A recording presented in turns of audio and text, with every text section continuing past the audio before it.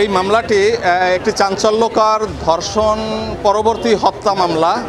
এই মামলাটি 28/7/2013 তারিখের হিজলা থানাধীন পূর্ব কোরালিয়া গ্রামে একটি ঘটনা ঘটে। এই মামলার একটি ডিসিস্ট হলো খাদিজা বেগম, মুক্তার হোসেনের ভাগ্নি। মুক্তার হোসেন বাদী হয়ে এই মামলাটি হিজলা থানায় দায়ের করে। ঘটনাটি ছিল মুক্তার হোসেনের ভাগ্নি খাদিজা বেগম বিগত 28/7/2013 তারিখ বাড়ির বাহিরে বের হইলে জঙ্গলের কাছ থেকে যখন রাস্তা দিয়ে যাইতেছিল, তখন আসামি কবির আকন এবং জব্বার আকন তাকে জোরপূর্বক ধরে নিয়ে বাগানের ভিতরে ধর্ষণ করে এবং ধর্ষণ পরবর্তীতে এটা জানাজানি হবে এই আশঙ্কায় তাকে হত্যা করে তার লাশ গুম করার জন্য খালের ভিতরে ডুবিয়ে রাখে। পরবর্তীতে তাকে খোঁজাখুঁজি করে পাওয়া যাইতেছিল না, মামলা হয়। মামলা পরবর্তীতে পুলিশ লাশ উদ্ধার করে এবং এই আসামিরা তখন ওই যে লাশ পানিতে ভিজাইয়ে যাওয়ার সময় কিছু সাক্ষী তাদেরকে ভেজা অবস্থায় দেখছে, ওইটা দেখে শনাক্ত করে তাদেরকে পুলিশ গ্রেপ্তার করে এবং পরবর্তীতে এই মামলাটি তদন্ত হয়। তদন্ত শেষে বিজ্ঞ আদালতে প্রথম মামলাটি দণ্ডবিধি আইনের 302/201-এ হয়েছিল। পরবর্তীতে যেহেতু বিভিন্ন পরীক্ষার মাধ্যমে